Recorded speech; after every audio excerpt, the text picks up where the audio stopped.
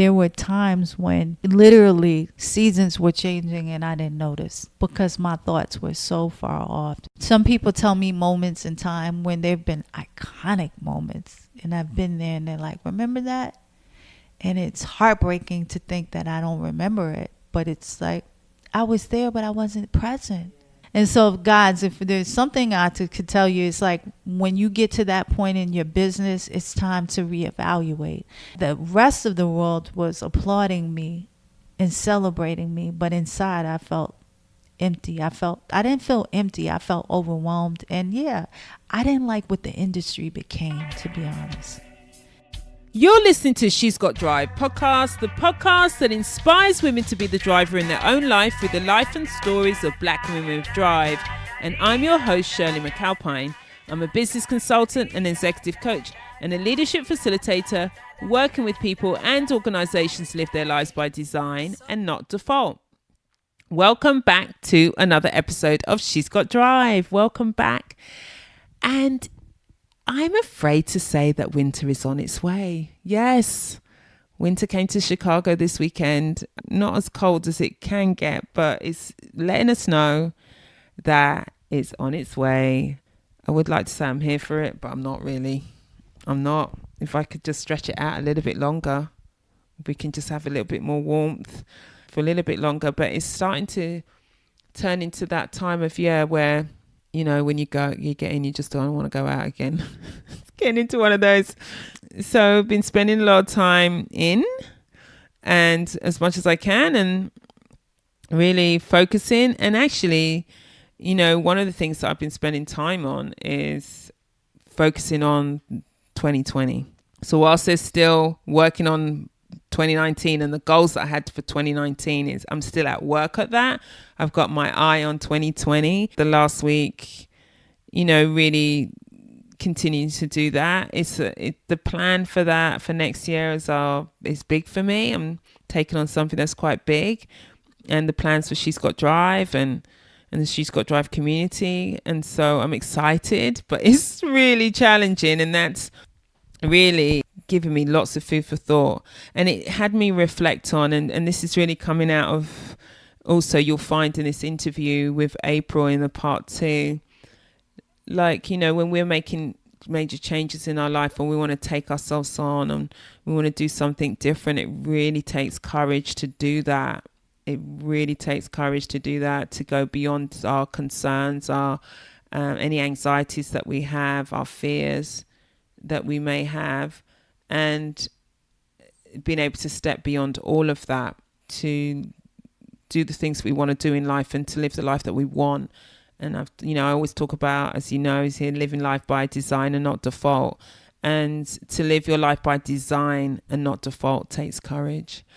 And this interview with April, the part 2, you're going to hear from her a courageous moment for her and a courageous act that she did in her life that really was. It really, really was. So you'll hear that from her today.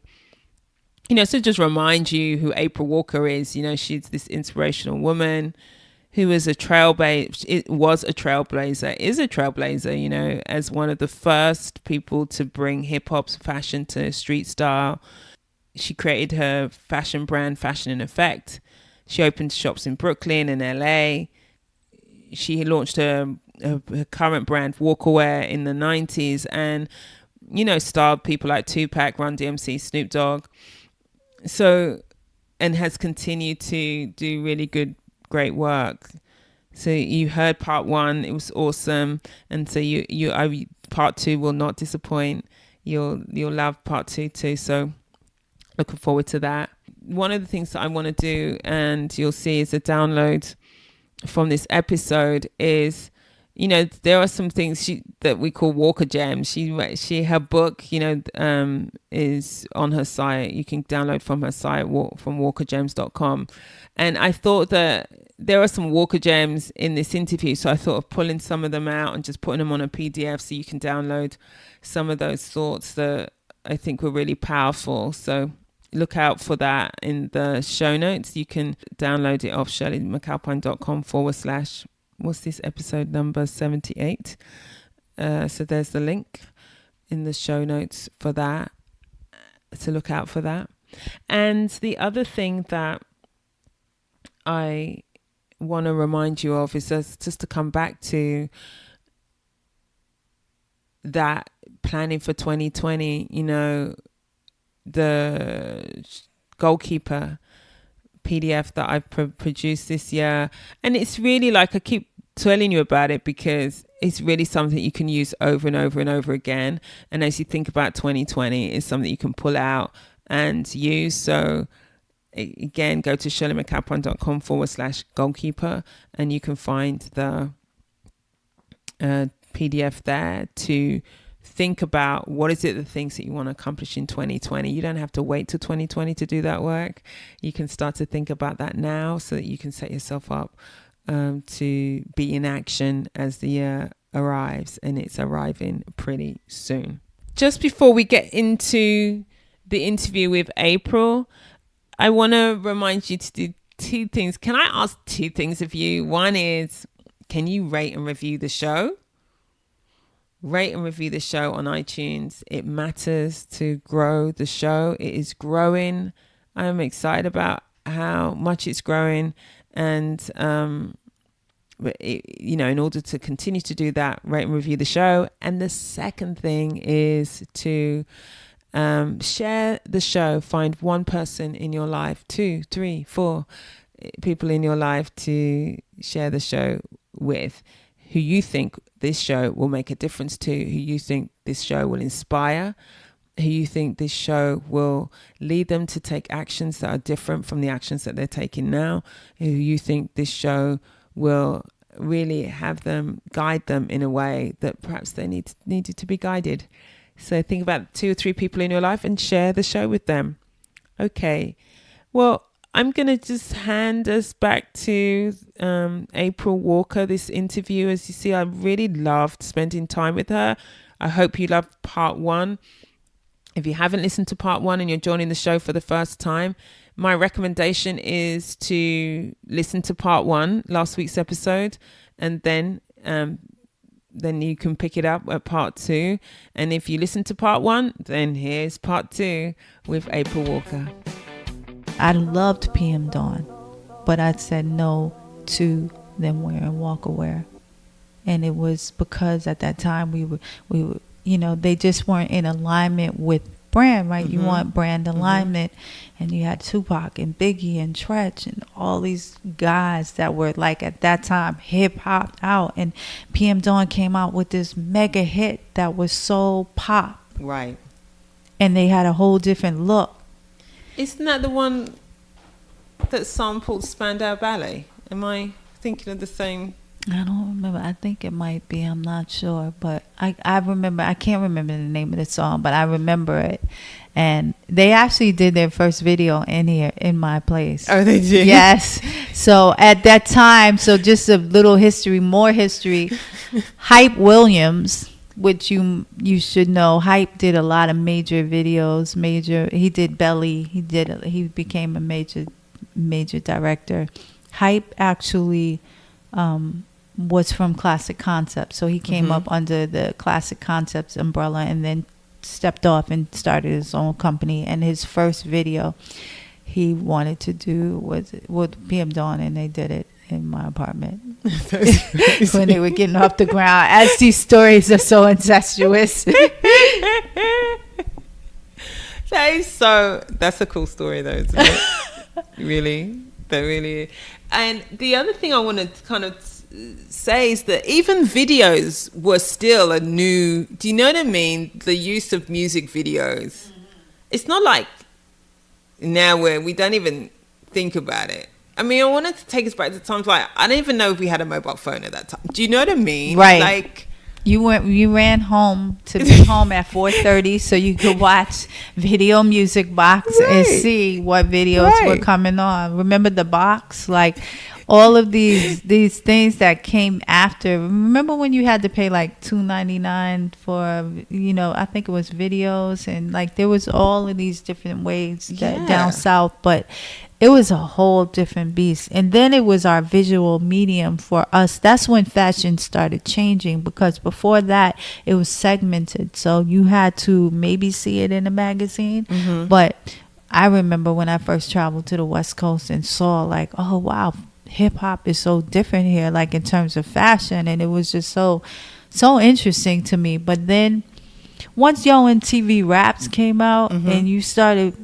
everyone started looking the same. There was the t-shirt and the jeans, and the white t-shirt, the jeans, and it just changed to like a universal hip hop look, where it was, to me, much more interesting before you could watch it and be everywhere in everyone's home at one time, right, around the world. Right. You know what I mean? Yeah.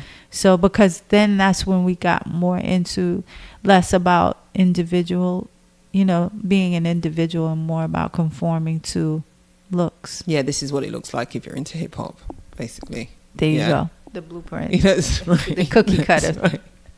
And at the time, obviously, we didn't know that still continues. That, like, today. Today, 30 years on, it's still. So then, how long did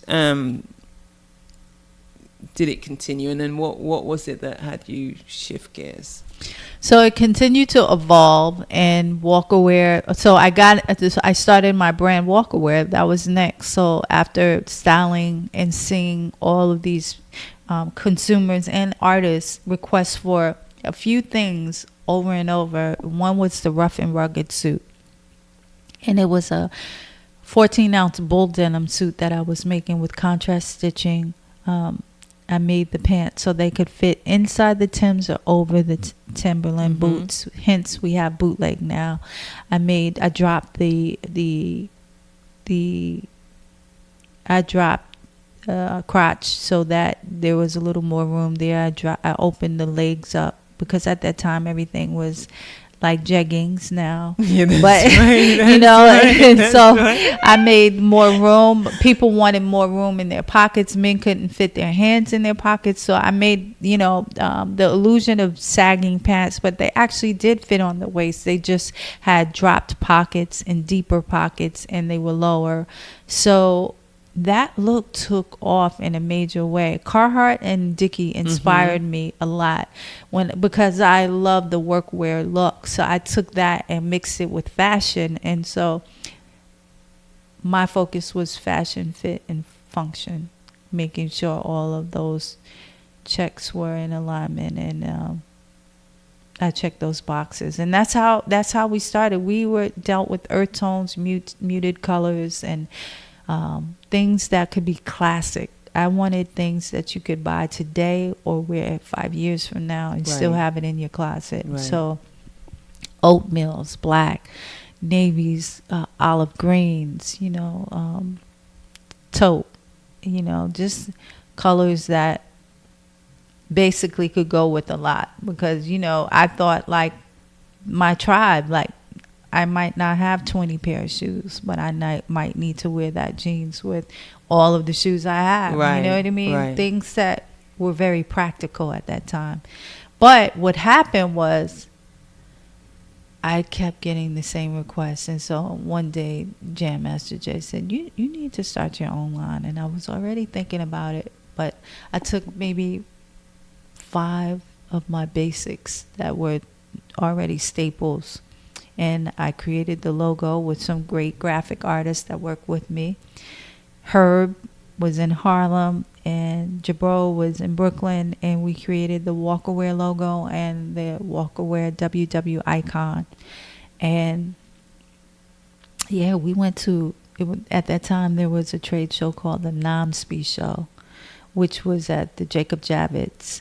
Mm-hmm. And we didn't want to do it because we knew nothing about doing a trade show, and we didn't know if one person would buy it. We didn't want to invest in that much in it. It was a few thousand then, and we were just like, what if no one buys it? No, relative, it was not a few thousand, it's a few thousand now. It was about $600 or $700, but that was a lot of money for us. Like, if no one would buy it. So we rented a suite because we could control who would come to the suite. And we only invited 10 buyers. That way we didn't want to take on a whole bunch of orders that we couldn't fulfill. Right. And we invited 10 of the big boys, and they all bought. And so that was our first awakening to the business of purchase orders and factoring. And Walkaway had not been, while Fashion in Effect, by now I'm in the business for 3 years, but Walkaway wasn't in business for 3 years. So we weren't factorable, even though we now had $300,000 in orders. And so that was my first rude awakening to the business of fashion and how it was working, and all these hurdles that are put in place with, like, it was almost like subprime lending when you learn about the differences when I go for a loan and when someone else goes for a loan. You know, the extra bricks that are put on top on my side. Right. You know. So learning to navigate through that territory was a process, you know. And you're how old at this point? I probably was now about 24, 25. Amazing. Yeah, about 24, 25. And so I started learning, and I started looking into licensing, and I started doing licensing deals. And, you know, every situation and every step served me through a lesson. And those lessons, I would grab the contracts, I would pick them apart, I would read them, I would keep them, I would copy them.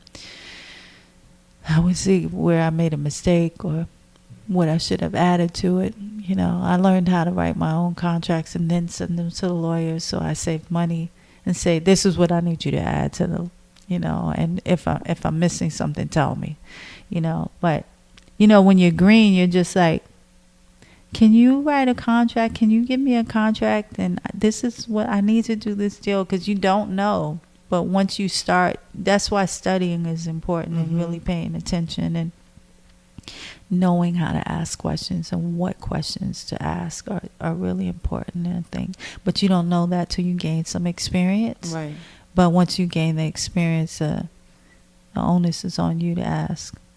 So when you think about the times when you are in these rooms where now you've got orders of 300K, you've invited the big boys into, boys and girls into buy now you've got a massive order.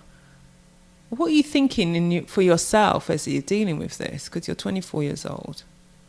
I'm just curious, you know, because I mean, that's the thing about the entrepreneurship, isn't it? When you get to the essence of it. Right. You know, the ability to keep going, the ability to navigate what's emerging. Right. So what are you discovering about yourself at this young age now? Because you've been in business 4 years. And here you are, and it's grown. The growth has been incredible. Yeah, it's always been a battle on, do we play small or do we play big? You know, and when I say small, I mean self-contained, and now in retrospect, that's all relative, right? Of what you think is small and what you think is big. But at that time, that's how I thought. You know, I thought I needed to play big. And so licensing was important, and getting it, because honestly, the world was asking for it at that time, you know, in a huge way, just because it was so new and fresh to culture, that now we had clothing options, you know what I mean? So, and hip hop you were hearing it worldwide, the music. So we wanted more options. So it was great in the timing, and I wanted to be there for that. I didn't want to miss that mark. I didn't know enough to know that you can't just sit there and wait and think that everyone's going to wait for you. You know what I mean? Up, right? So yes, I was like, we got to move with this. So, but, you know, I didn't know that would have a cost and a price. So, because I would have to find the right partners, and I would have to find somebody that shared the vision, your vision.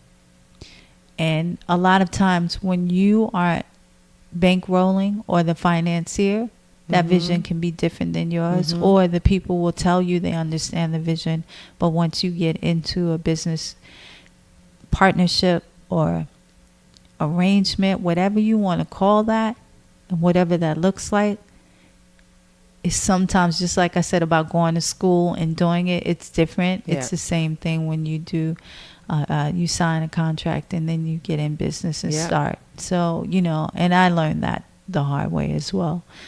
So I did a lot of that, and you know, we sold millions and millions and millions in sales and did all the trade shows. And then I think when you're creating at 24, I still was like very confident and very like, we're gonna own the world, and you know, this is amazing and magical, because I'm still finding out.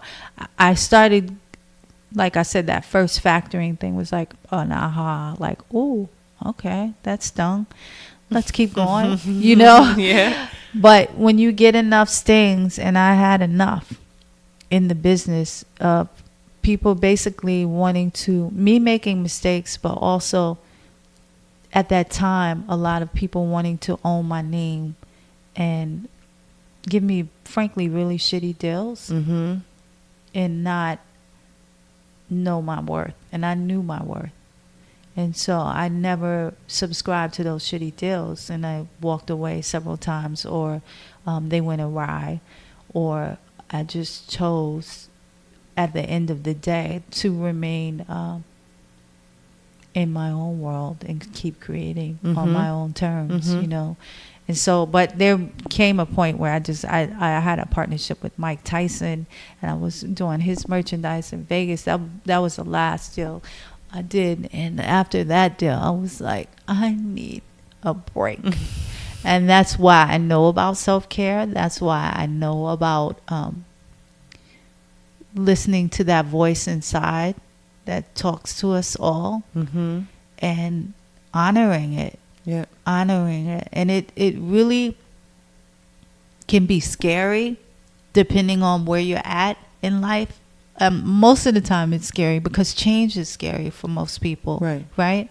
When we've been doing a certain thing or living a certain way all of our lives. And for me, it was a grind. It was a process. It was even if, you know, I was making a lot, but not making a lot because I was sustaining so much. You know, I had a New York, a Las Vegas showroom. I was in LA. I was in New York. I had a staff, a team.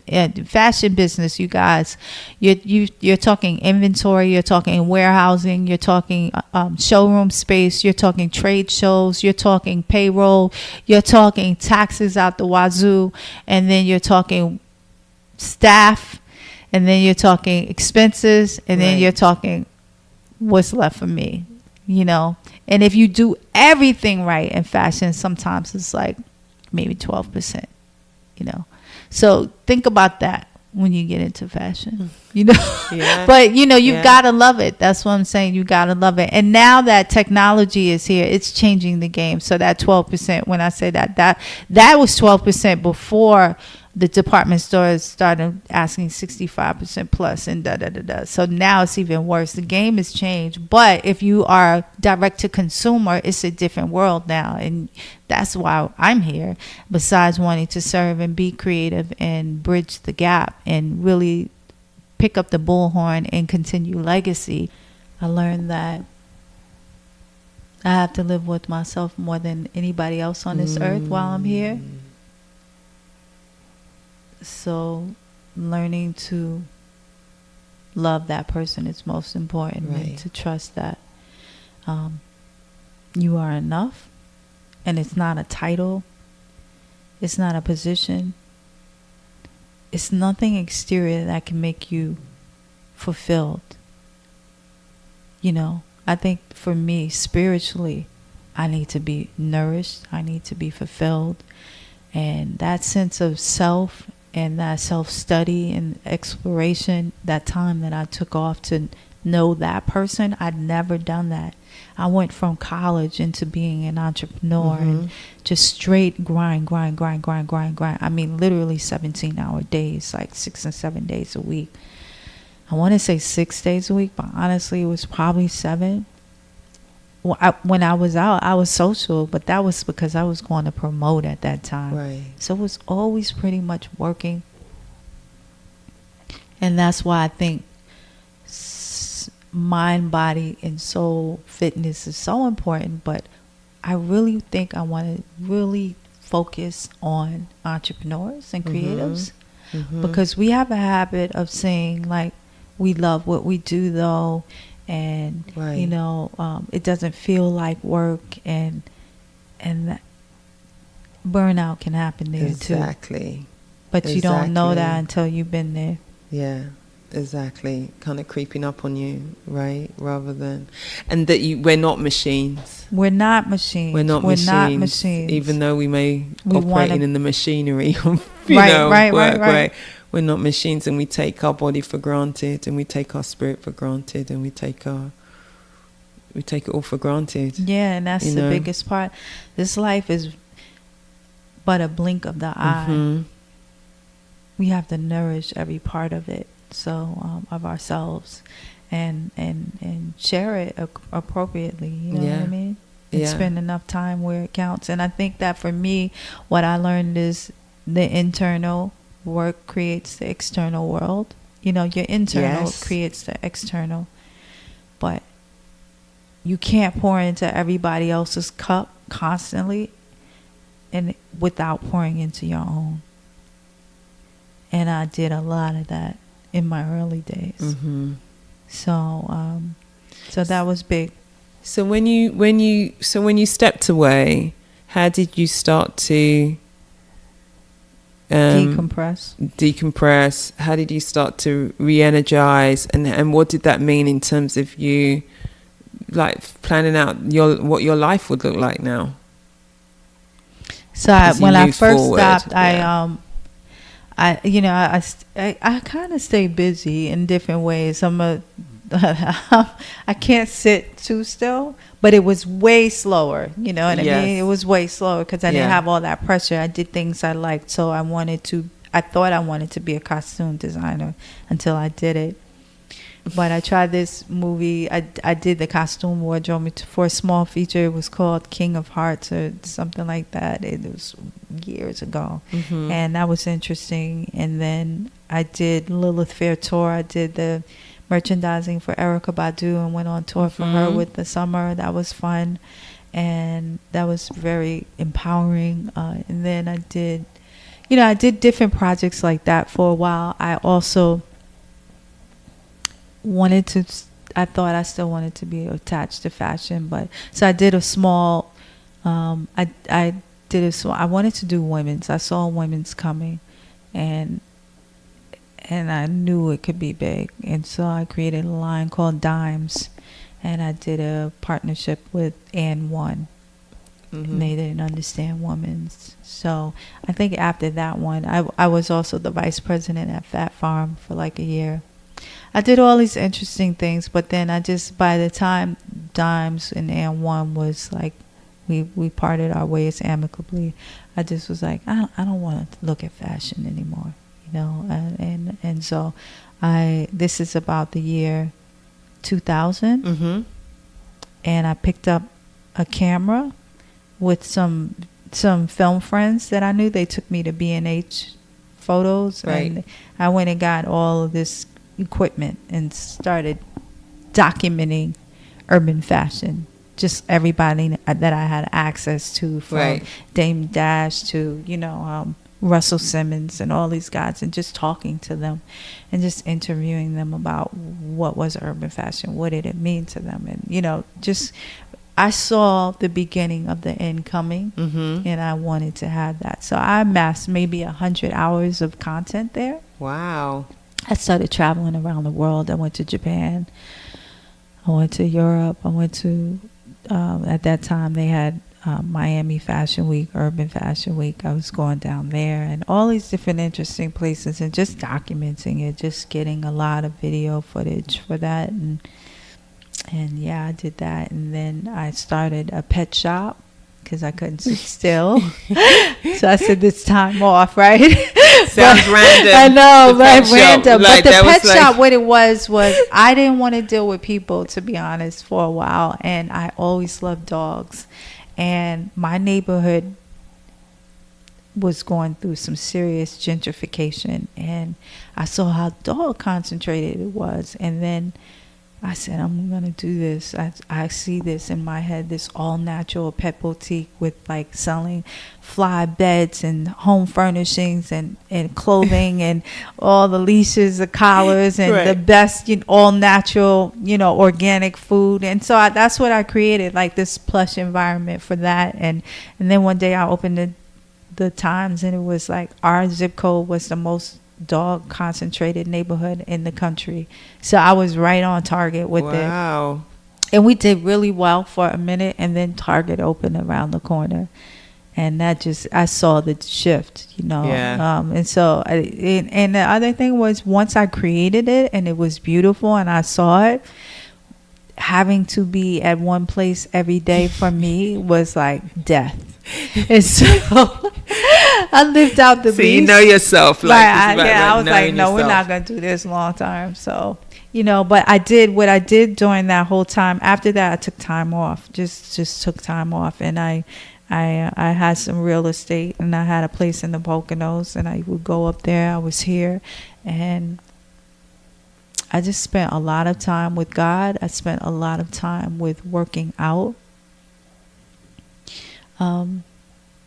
There was a time I was doing therapy, and I just really slept a lot, slept good, ate good food. I cooked a lot, just rested, listened to my thoughts. Yeah. Got to know myself and just chilled, It sounds like really like a time of really grounding. That's what I can like see in my mind's eye, like before that movement where you're moving so fast, like you're not even right. That's what was happening. And then this is like really sort of grounding yourself and rooting yourself. And then I got a dog, and I had the dog. She would go to the shop with me. The dog helped me a lot, because I think when you have to, it's like having, I hate to say it's like having a child, but it's like you have responsibility. Right. So, literally, and she became, I think that I look back on it and I was like, it probably was dysfunctional, but she was my baby. Like I remember when I did the AND1 deal, it was a licensing deal, and I was like, I'm not doing it unless my dog could come to work every day. We did that deal, but I was serious. She would get in the truck with me, drive everywhere, and she became like that morning. You go out in the morning with the tea, and you go, and I took her for long walks, right. But like to beautiful parks, and one was in Pennsylvania, so right outside of Westchester, where I lived. We literally lived attached to a state park behind us. So we would be, and in the same thing in Poconos, I was on like an acre of just like green land that was plush. So I love nature. So those things, like walking every morning, walking every evening for a long time, man, that was therapy in itself. You know what I mean? To say it's not that deep. You know what I mean? Yeah. Like, and just like getting to know yourself. Those were like, I think that was part of God's plan of like, you're going to be okay. You know what I mean? Well, walking in nature is a reflective practice. So reflective. Yeah, it's a meditative practice. It was so necessary. And I still do it to this day. I don't have a dog anymore, but part of my morning, I can't get my day started unless I get up and get out the house and I go for a long walk every day. Right. So then if we look at your now and what you're creating now, and what is that? What's this your today? I don't want to just say your work world, but what's your world that you're creating? Because I think it sounds like you came to a very holistic space and place. Mm-hmm. So then, inventing from that place, what have you invented for yourself that is now? I realized that I feel like when I look back on my life, just as big as the creating, I share. I'm a giver. Mm-hmm. I did a post about Tony Shellman, who worked for me Tony Shellman, if you guys don't know him, his name, he created Mecca, he created Aniche, he created Parish Nation. These are like mega big brands. He was my first sales rep. Oh, wow. You know, Bobby Joseph, who came here from Oakland and was this guy that was freelancing, and I met him. He was at work, doing some work with the streets with Chris Latimer. He was my, he was here like interning and working with me, and then doing some work, and he eventually became the design director for FUBU, like the and is responsible for maybe $500 million out there in design work that you've seen through the Joseph Group, from everybody from Nike to, A to Z, but these are the stories. Like there's like my sister who, started with me, like in the trenches, started with me, who went on to work with the Gap and Jimmy Jazz and DKNY and Ralph Lauren and all these people and academics.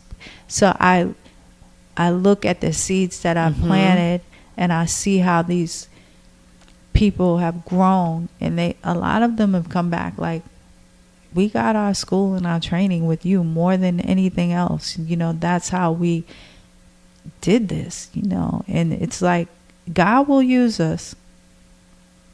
So I realized that at this point in my life, my richest part of self is in the giving. Like I have so much experience, and it's what makes me feel most fulfilled. Right. So that's what I want to do. Yeah. And that's what I'm doing. So like working with young people and trying to ignite their magic as early as possible, and getting them to be confident and curious enough and the desire to own it and not be afraid, even if no one else sees it, that they see it. I want to do that with entrepreneurs, help them if they're in the beginning of the road, or if they're, and we all have those hump stages, or if they're at a pain point. Pain points are real, just knowing that we can push past that, and, serving as a bridge. If it's inspiration, we all need inspiration more than ever now in this world, because we're living in such a Maybelline society, that I want to provide that. And my goal is to empower others while empowering myself, and to really serve people on a global level, and to touch as many lives as I can, and impact them, to push them towards their dreams so they can design the lives they imagine while they're here. And yeah, I want to do that. I love technology because it allows me to do that amplify that in a much bigger way. And so I'm still learning, I'm still growing, I'm still discovering, and I'm still collaborating with other people to ignite those activations and projects. And I have, between books and films and fashion, I have a laundry list of what I still need to create while I'm here. But, I desire to do that. And then the other serious lens that I have is on health and wellness, and what that looks like in sustainability, because I believe sustainability starts with us. And understanding what that looks like. And then once we really get that, then it's, like I said, internal, external. I think we'll care more about our environment and the world when we understand that with ourselves. So, and then the part B to that is entrepreneurship and creatives, and the burnout, and what that looks like, and reframing that narrative and making it a healthier lens. Yeah. I mean, the self-care conversation, I think if we're not determining, if that's not coming from us, it's not coming from anywhere. Does that make sense? It's like, yeah, our communities need so much of that so much. It has to come. It's kind of like akin to how you started. It has to come from that ground up, and that we, you know, it's kind of like communities waiting to be saved, and we're not going to be saved. That's I mean, right. it sounds like a depressing thing to say, but no, it's like we have to save us. We really have to. And I'm save all about ourselves. the community. So it's like we have everything we need to save ourselves. Right. That's the thing. We Right. have it. So it's just like Are we shining gonna do that it? light. And I believe in contagious behavior. So Mm-hmm. I believe like, no, I'm just going to keep igniting contagious behavior. And if you do it and I do Right. it and other people do it, eventually it latches on, just like hip hop did. But it has to be enough of us to make it cool, so to speak. Yeah. That's why, you know, I've got osteoporosis, and I found out in May, and I made a decision not to like hide it. Mm-hmm. You know, I could have kind of just pretended like I just decided to start going to the gym, you know, and I thought, I was in such shock when I found out, because I'm 51, because I thought that's what happens to old people, you know. And then I thought, you know what, there's something in this. This is about, maybe this is me having to like share, like Absolutely. getting this out, because people look at me and then someone said to me this week, you're too young to have osteoporosis, and it's like, apparently not. Do you know what I mean? You're too young. It's Right. just like, that actually doesn't mean that you can't get it, or you can't develop it, but it is something you can do something about. Absolutely. And so I don't want to pretend that I just decided to go to the gym. I decided to go to the gym because I need to deal with this. Now that I'm at it, I'm loving what I'm doing, and I'm learning a lot. And one of the things that I'm learning is, if I was more active physically up to the age of 25, I probably wouldn't have osteoporosis, is one of the things. You know, I had early menopause as well, so that was a factor in this for me.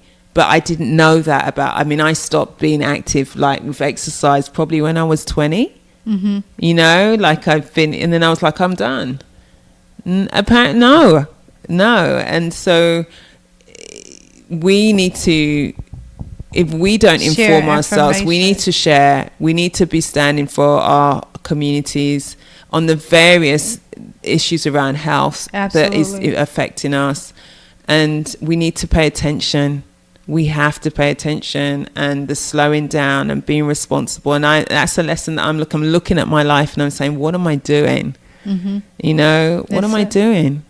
And how am I doing it? And how do I influence what I do? And I'm remembering that I work for myself, you know, so that's the thing about the entrepreneur, right. You know, I had to, and not to play that comparison game, right? Too. Yes. I think that's really important. Well, that's the downside of social media. I mean, let's be real. It is. Where we see someone else's life, and you can think, well, how comes I need to keep up with? Yeah. So the Joneses have turned into the Jones online, right. And trying to pursue that. It's just like, no, what's your dream? And how do you create your dream? And how do you do it in a way that's like balanced and holistic and really includes you? There is nothing else unless there's you and your well-being. I mean, there's nothing else unless you're healthy and well. You can't do anything. And it reminds me of Bonnie Ware's book that came out, I want to say about 7 years ago, and she's the palliative care nurse, Australian I think she was, and she wrote The 5 Regrets of the Dying. And I remind myself of that because... Was it really good? Yeah, in the top 5 isn't, did I write that strategy? I really did really great at that business meeting. Wasn't it brilliant of how much I turned over this year? No, they're not talking about that. They're talking about, I didn't pursue the dream, the life that I really wanted. I went down a road that was someone else's road. I didn't spend enough time with my family or my children. Those are the things that they miss in the top 5. And so, you know, even though it doesn't mean you don't have a goal and around your work and so on, but to not get into the grind where you're not living. Exactly. And where you can stop and you can like be present enough to see what's going on. Mm-hmm.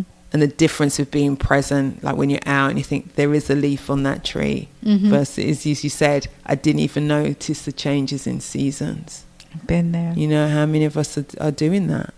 Like walking around and not even noticing the changes in season. And it's such, like, as we sit here, it's such a beautiful time of year as it starts to, I mean, I love summer, so I'm a bit sad that summer's right. Fall is one of my favorite times. Fall is a beautiful time, or autumn, as we say in the UK. Autumn, yes. Yeah, that's right. So I wanted to, there's a couple of questions that I always ask my guests. I like to, well, the first one is, if you think about the most courageous moment in your life, or one of them, what comes to mind?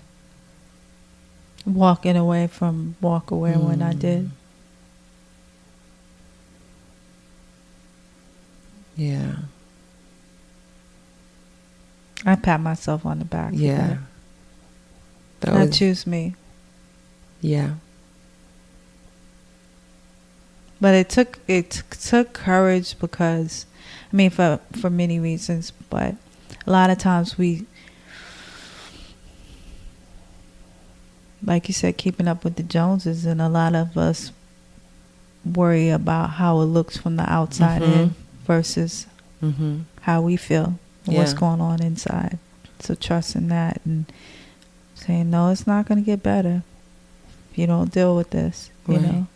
And what other people want of you versus what you want versus, of you. You know, you can make excuses like, oh, if I have amassed all this, I have these showrooms now, I have this payroll, so many people depend on me. That was an excuse for a while, you know. And then you realize most of the time when you're not happy, your tribe isn't happy either, because they pick up energy. Energy feeds energy, you know. But you're doing everybody a favor by being good to yourself. Never think you're not.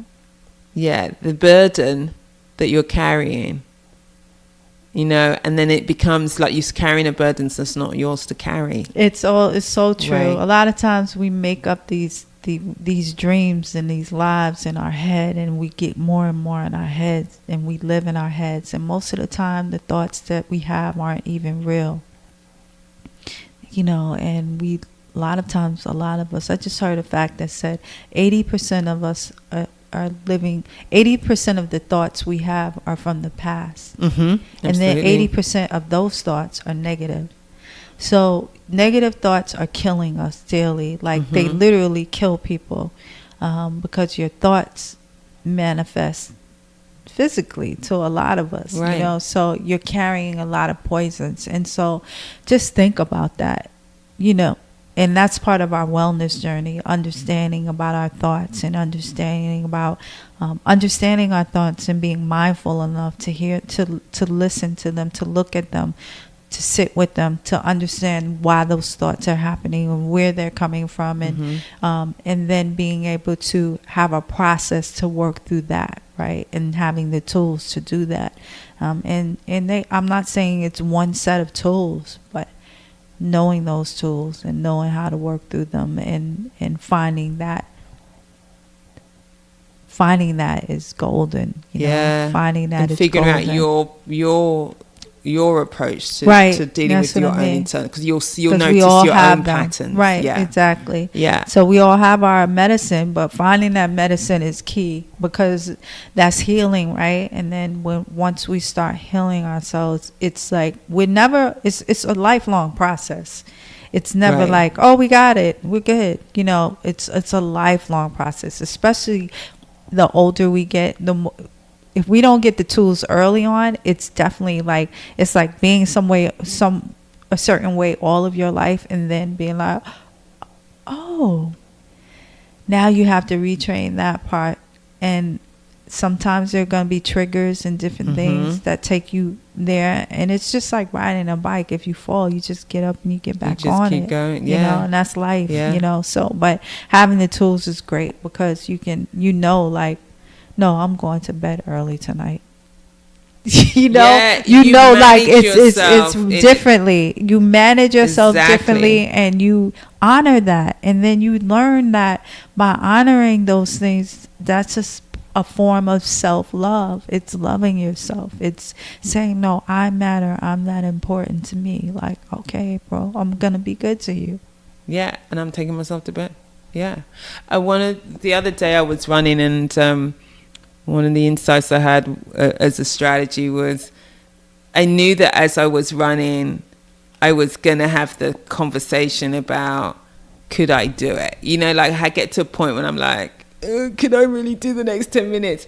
And then I just had this thought, well, where is it? Where is it? Is it in my calf that is saying that I can't? Is it my thighs? Is it my breathing? Where is it? Where in my body? Right. And then just send it some love. You know, just like send it some love, you know? And that's what I did. So it's like, I was like, oh, it's my calf, just a little bit achy there. It's wondering whether it can keep going. I'm going to send it some love. Because I know that physically I'm ready to do that. I've done this run. I'm okay. I'm in good shape. I've slept enough. You know, like I'm all right. It's just my mind that's having that conversation that's saying, oh, you can just stop now. You know? And then there are other times like this morning where I woke up and I thought, I am not going to go for my run because I know that I haven't had enough sleep.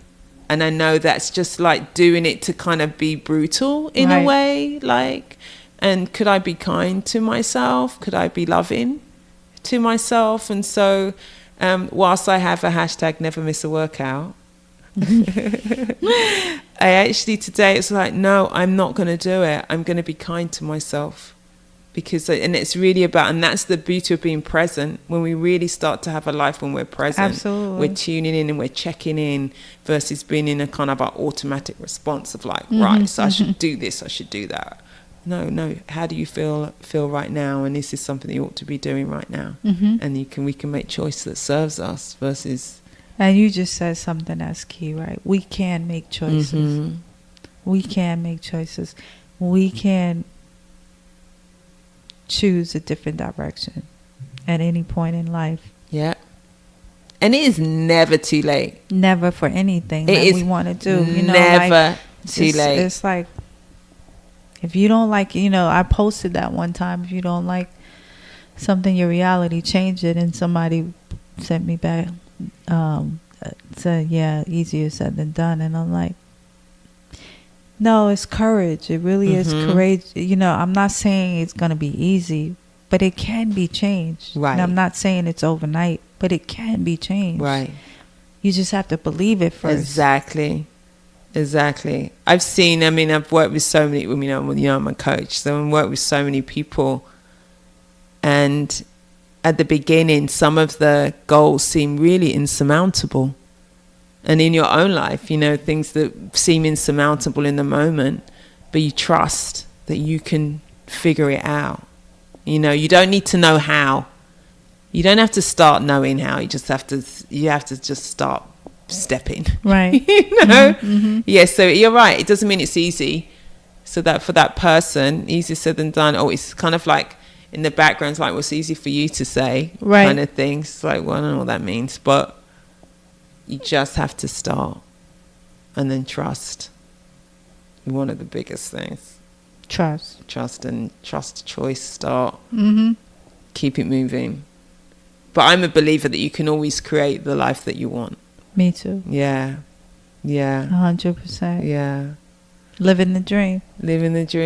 Yeah. What else are we doing? That's the question. That's the overarching question of what are we doing? We're here to live the dream, and the dream is our purpose, you know, and it's fine. You know, somebody said, when I say that, I'm being very mindful to your audience, because a lot of us might not have figured out our purpose or might feel like we don't have that. So I'm being kind and being respectful of that, because I do understand that space, you know.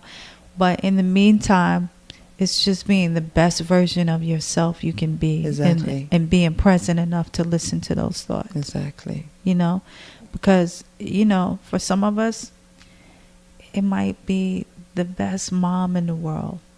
It might be the best, you know, person that, it could be service of any sort. Whatever you're doing in life, it's just like, it's not about judgment as much as it about, fulfillment in doing what you love and finding that, because we each have something to share in some way, even if it's a smile. Yeah, and how big that is. It Do you know what I for mean? some people, Like it just how could save big that somebody's is. day. Yeah, exactly. I'm going to end with one question. I don't normally end with this question, but can you define now what success means for you?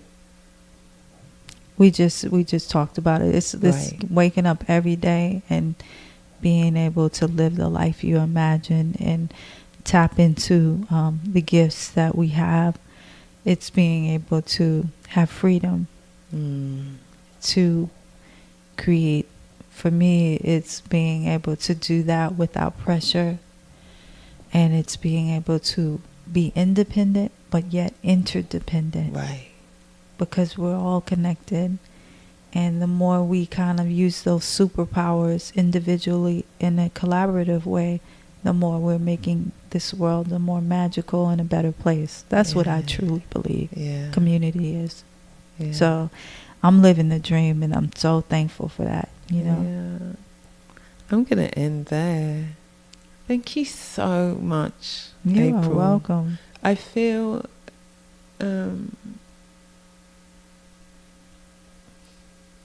I'm moved by, actually. This was special. You. I'm moved by you. I'm moved by what you've given, you know, and I just think that not all of it's been seen and acknowledged, you know, the sheer contribution that you've been to so many people, and that we all benefit from what you gave. And there's so, like, the kid that's walking around with the jeans that are far too low. I'm not responsible for that. You're not responsible for that.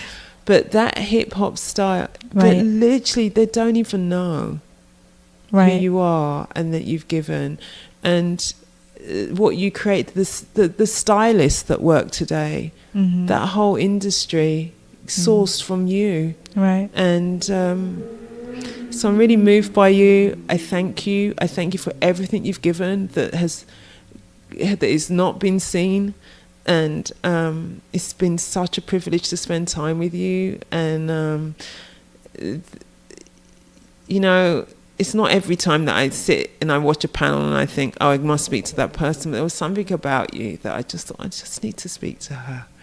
So thank you for being willing. Thank you for being open and being so gracious. And I appreciate you. I hope that you've been inspired to shift gears in your own life. Well, I think that the thing that there's so much that stays with me out of my time with April. And there's a couple of things I want to say. And the first thing is that I am inspired by someone who chooses themselves, their well-being, their health, and their integrity over what other people from the outside sees this huge success, and like, why, how could you walk away from that?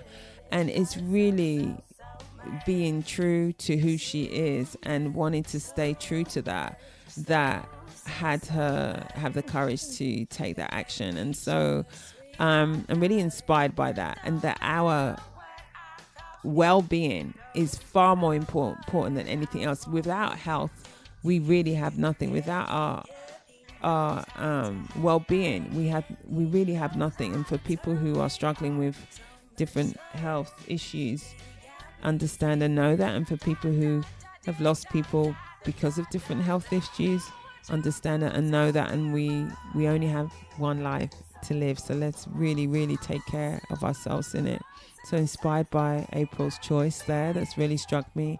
And the other is, you know, there are so many people who have contributed to us that we have no knowledge of. And we think about the things that impact us today and the people that have done so many things that contribute to us in how we live our lives today. So I want to give a big love and shout out to all those people, the unknowns, the hidden figures who who do great work, and we may never know. And so that's the other thing that struck me out of this time with April. So what struck you? What are you taking away? What are you leaving with? What thoughts do you have? Get in touch with me. You can DM me on my Instagram account at Shirley McAlpine, or you can send a message via my website, shirleymcalpine.com/contact me. And there's always the She's Got Drive Facebook page that you can also send messages by or comment on this episode or anything else about She's Got Drive podcast. She's Got Drive is produced by Cassandra Voltalina. The music is by the awesome all-female band Blonde. The song is called Circles. Thank you so much for listening. Until next time, go well and stay well.